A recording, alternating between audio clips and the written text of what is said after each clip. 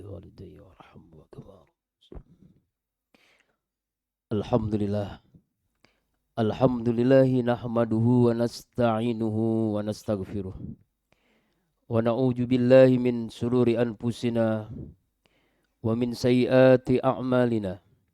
May yahdihillahu fala mudhillalah wa may yudhlilhu fala hadiyalah.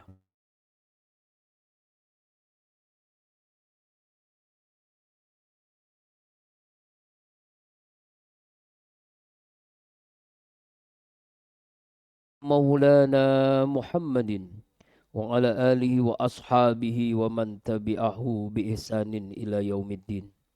Rabbi a'udzu bika min hamazati syayatin wa a'udzu bika rabbi ay yahdurun. Subhanaka la ilma lana illa ma 'allamtana innaka antal alimul hakim la haula wala quwwata illa billahil aliyil azim amma ba'du. Faya ibadallah ittaqullaha haqqa tuqatih wa la tamutunna illa wa antum muslimun. Qala Allah Ta'ala fil Qur'anil Karim wa huwa asdaqul qailin. A'udzu billahi minasyaitonir rajim. Bismillahirrahmanirrahim.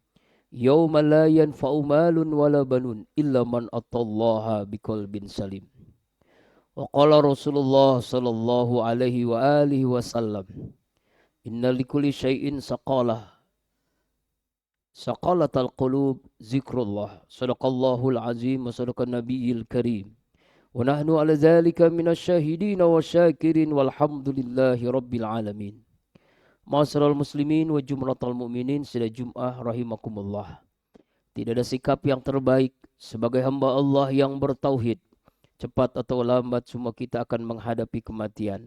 Kecuali langkah takwa yang selalu menyertai kita dimanapun, kapanpun dan insya Allah dalam kondisi bagaimanapun. Ma'asyiral muslimin rahimakumullah. Ketika Rasulullah SAW bersama para sahabat, kemudian Rasulullah menyampaikan nanti akan datang ahlul jannah, penduduk surga. Tak lama kemudian ada sahabat Ansor. Wajahnya selesai berwudu dengan mengangkat kedua terompah kakinya. Kemudian hari yang berikutnya Rasulullah juga mengatakan bahwa sebentar lagi akan datang penduduk surga, ahli surga, ahlul jannah. Ternyata hari yang kedua yang datang pun sama, orang yang sama, sahabat Ansor. Hari yang ketiga Rasulullah juga mengatakan bahwa sebentar lagi ada ahlul jannah, penduduk surga. Dan orangnya pun sama, yaitu sahabat Ansor. Seorang sahabat Rasulullah nama Anas bin Malik ingin mengetahui kenapa Rasulullah mengatakan 3 kali berturut-turut dengan orang yang sama dia adalah ahlul jannah penuh surga. Kalau Rasulullah mengatakan berarti wa ma yantu anil hawa in huwa illa wahyu yuha. Yang dikatakan itu dari Allah, SK-nya dari Allah. Berarti memang ini adalah penduduk surga. Kemudian selesai pengajian ketika itu Anas bin Malik yang dekat dengan Rasulullah, sahabat bahkan yang membantu Rasulullah SAW mengatakan kepada sahabat Ansor, hai sahabatku, aku ada masalah dengan keluargaku. Bolehkah aku menginap 3 hari 3 malam ke rumah antum? Silakan, ini merupakan sebuah luar biasa, tamu istimewa akan nginap. Silakan, tafadhol. Tapi saya tidak punya apa-apa, bukan itu yang diinginkan. Hanya aku ingin menginap. Selama 3 malam itulah Anas bin Malik melihat apa yang dilakukan sahabat Ansor sehingga Rasul mengatakan dia adalah ahlul jannah penuh surga. Ternyata ibadahnya biasa aja. Tidak istimewa banget gitu. Tidak semalam suntuk, tidak tidur. Tahajudnya tidak begitu lama. Baca Quran dan zikirnya. Selama 3 malam dia intip apa yang dilakukannya. Kemudian selesai 3 malam itulah Hari yang ketiga, Anas bin Malik mengatakan, saya sudah janji bahwa saya 3 hari nginap di rumah antum dan saya pamit, ya. Eh, tetapi sebenarnya, kata Anas bin Malik, saya tidak punya masalah dengan keluarga saya, dengan ayah saya. Saya pengen tahu apa sih yang menyebabkan Rasulullah mengatakan antum ini adalah ahlul jannah, penduduk surga. Yang mengatakan Rasulullah, dan itu dipastikan antum penduduk surga. Sahabat Ansor tadi menjawab, saya juga tidak tahu kenapa Rasulullah mengatakan seperti itu. Kemudian, oke lah kalau begitu saya pamitan. Ucapkan salam, baru berapa langkah sahabat Ansori mengambil, hai sahabatku, ta'al kemari. Sebenarnya saya tidak ingin mengatakan ini mungkin di antara penyebab kenapa Rasulullah mengatakan ahlul jannah kepada saya, penduduk surga. Emangnya ada apa sahabatku? Alhamdulillah, selama ini saya tidak punya sikap suudzon kepada siapapun, buruk sangka. Tidak punya hasut, iri hati, dengki kepada siapapun. Tidak sombong, tidak busuk hati. Artinya saya selalu menjaga hati saya agar memiliki hati yang bersih. Nah, itulah jawaban yang luar biasa. Dan ini yang belum saya miliki, kata Anas bin Malik.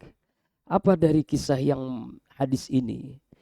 Ternyata seseorang itu dikatakan ahlul jannah adalah memiliki hati yang bersih. Dalam surah As-Su'ara ayat 88-89 Allah berfirman, A'udzubillahi minasyaitonirrajim. Yauma la yanfa'u malun wala banun illa man atallaha biqalbin salim. Ingatlah pada hari yang tidak bermanfaat, tidak berguna harta, penghargaan, pujian, keluarga, kecuali hamba Allah yang memiliki hati yang bersih. Qalbun salim, tidak punya penyakit hati, apalagi busuk hati. Hatinya bersih. Dalam hadis Rasulullah SAW mengatakan bahwa dalam setiap diri kita itu ada segumpal daging. Ija soluhat salat jasadu kulluh, apabila baik, baiklah. Wajah fasadat fasadat jasadu kulluh, apabila rusak, rusaklah. Dan itu adalah hati, qalbu. Imam Al-Ghazali mengatakan dalam kitab Ihya Ulumuddin, qalbu itu raja. Rakyatnya seluruh anggota tubuh kita, mata, telinga, mulut, tangan, kaki, seluruh anggota tubuh kita. Kalau hatinya bersih, maka seluruh yang dilakukannya pun akan memiliki kebaikan. Karena raja memerintahkan kebaikan, maka semuanya akan melakukan kebaikan. Kalau raja memerintahkan keburukan, maka semuanya anggota tubuh ini pun melakukan keburukan. Karena itulah pentingnya kita menjaga hati ini. Kalau kita memiliki hati yang bersih, maka dengan sendirinya pikiran jernih. Hati yang bersih, ibadah khusyuk. Hati yang bersih, doa mustajab. Hati yang bersih, akhlak yang mulia. Hatinya bersih, wafat husnul khatimah. Hati yang bersih, keluarganya sakinah. Hati yang bersih, keturunan soleh dan solehah. Maunya pentingnya kita menjaga hati ini. Penyakit-penyakit hati, sombong, iri hati, hasud, bakhil, pelit, kikir, kotor hati, suuzon sama orang. Inilah yang harus kita hindarkan, kita jauhi. Kalau ada, maka Rasulullah mengatakan, inna likulli syai'in saqalah. Segala sesuatu ada pengkilapnya. Wa inna saqalatal qulub zikrullah. Dan pengkilap hati itu adalah zikrullah. Perhebatlah istighfar. Perbanyaklah zikir sehingga hati ini menjadi bersih kembali. Ma'asyiral muslimin wa jumratal mu'minin, sidang Jum'ah rahimakumullah. Akhir-akhir ini ada fenomena di negeri kita aktual. Satu sisi anak-anak didik kita melakukan kesalahan yang fatal. Lalu memang tidak kita salahkan ya. Ya, disiplin dari seorang guru lalu memukulnya karena merokok di arena sekolah. Satu sisi Murid-muridnya sudah rendah moralnya, bahkan ikut-ikutan demo agar kepala sekolah yang mendisiplinkan siswa ini dilengsarkan. Sisi yang lain, pondok pesantren yang sebentar lagi hari santri 22 Oktober diuji, yaitu dengan berita-berita miring, negatif, framing negatif yang melecehkan, merendahkan, menghina pesantren, ada feodalisme, perbudakan. Padahal itulah ta'zim seorang murid kepada guru, memuliakan guru, memuliakan kiai. Ali bin Abi Thalib mengungkapkan dalam sebuah ungkapannya, ana abdun man alami harfun wahid. Saya adalah seorang budak yang dapat ilmu dari orang yang mengajari saya. Ta'zim guru adalah bentuk bagaimana seseorang itu dilatih berakhlak mulia, menjadi pribadi yang berakhlak. Dan itulah ada di pesantren. Ratusan tahun yang lalu pondok pesantren melahirkan orang-orang hebat. Bahkan negeri ini merdeka pun dari para ulama, daripada kiai, para santri. Karena itulah fenomena ini terjadi sekarang. Satu sisi orang buruk akhlaknya, rendah akhlaknya. Di sisi lain akhlak yang baik kok malah direndahkan oleh sebuah media nasional. Karena itulah yuk kita kembali kepada diri kita. Marilah kita perbaiki hati kita, jaga hati kita. Karena inilah benteng agar kita selamat dunia akhirat. Yauma la yanfa'u malun wala banun. Nanti ketika sakaratul maut, tidak bermanfaat harta yang kita miliki. Tidak bermanfaat keturunan yang kita punyai. Yang bermanfaat adalah hamba Allah yang memiliki hati yang bersih. Hati yang bening, hati yang jernih. Tidak ada penyakit hati. Pentingnya kita selalu menjaga hati kita sampai ruh ini berpisah dengan jasad kita. A'udzubillahi minasyaitonirrajim. Qad aflaha man zakkaha wa qad khaba man dassaha. Sungguh sukses orang yang selalu mensucikan hatinya, membersihkan hatinya. Sungguh rugi orang yang selalu mengotori hatinya. Hamba Allah yang sukses adalah orang yang selalu hamba Allah yang membersihkan hatinya. Orang yang rugi, orang yang celaka, orang yang selalu mengotori hatinya. Semoga khutbah singkat ini memberikan mahkamah kesadaran bagi kita. Agar Allah karuniakan kepada kita hati yang bersih, hati yang bening, hati yang jernih. Kalau hati kita bersih, insya Allah wafat husnul khotimah, Allah ridho dengan kita. Sehingga ketika akhir hidup kita pun dipanggil dengan kalimat yang indah. Ya ayyuhatuhan nafsul mutmainnah. Irji'i ila rabbiki radiyatan mardiyah. Fadhuli fi ibadi wadhuli jannati. Wahai hati yang bersih, wahai jiwa yang tenang. Kembalilah ke dalam ridhoku. Kembalilah menuju surgaku. Semoga Allah berikan karunia kebeningan, kebersihan hati kita semua. Amin. Barakallahu li wa lakum fil Qur'anil Karim wa nafa'a bihi minal ayati wa zikril hakim wa taqabbala minni wa minkum tilawatahu innahu was-samiul alim. Aku li qauli hadza wa astaghfirullah li wa lakum wa li saril muslimina wal muslimat wal mu'minina wal mu'minat fastaghfiruhu innahu wal ghafurur rahim. Bismillah. Alhamdulillah. Assalamualaikum. Allahumma ansur ikhwana al-muslimin. Alhamdulillah. Alhamdulillahi hamdan kasiran kama amar. Ashhadu an la ilaha illallah irghaman liman jahada bihi wa kafar.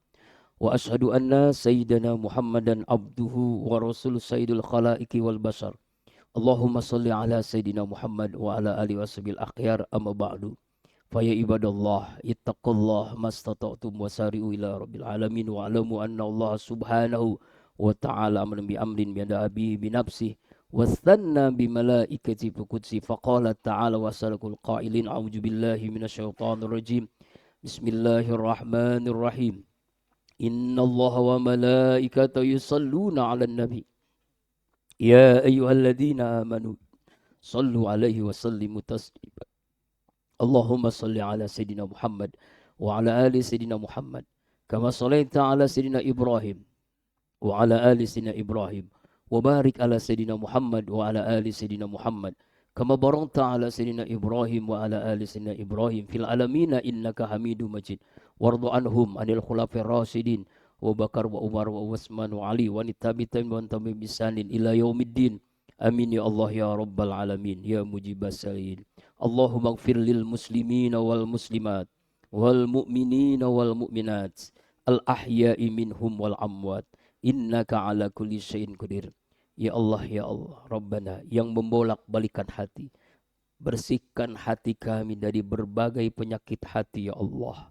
Ya Allah yang membolak-balikan hati kami, ya Allah, karuniakan kepada kami kolbun salim, hati yang bersih, hati yang jernih, pikiran yang jernih, ya Allah, firasat yang tajam, doa mustajab, ibadah yang khusyuk. Ya Allah, ya Rabb, ampuni seluruh dosa-dosa kami, dosa ibu ayah kami, dosa kakek nenek kami, istri kami, kakak adik kami, mantu mertua anak cucu keturunan kami, guru-guru kami, ya Allah, seluruh dosa para pemimpin-pemimpin kami, seluruh dosa kaum muslimin muslimat, mukminin mukminat baik yang hidup apalagi yang telah wafat. Ya Allah ya Rabb, karuniakan kepada kami menjadi hamba-hambamu yang selalu berzikir kepadamu ya Allah, hamba-hambamu yang selalu bersyukur atas nikmatmu, hamba-hambamu yang bisa mempersembahkan ibadah yang terbaik hanya mencari ridha-Mu ya Allah. Bahagiakan kami dengan ridha-Mu dan surga-Mu. Selamatkan saudara-saudara kami yang terzolimi di Gaza, di Palestina ya Allah. Jadikan negeri kami negeri yang baldatun thayyibatun wa rabbun ghafur. Rabbana atina fid dunya hasanah wa fil akhirati hasanah wa qina azabannar. Ibadallah, innallaha ya'muru bil adli wal ihsan wa itizail qurba wa yanha 'anil fahsya'i wal munkar wal baghi ya'izukum la'allakum tadhakkarun fazkuruni yazkurkum wa yastajib lakum wa la zikrullah akbar. Aqimus shalah. Astaghfirullah li wa lakum. Allahu akbar.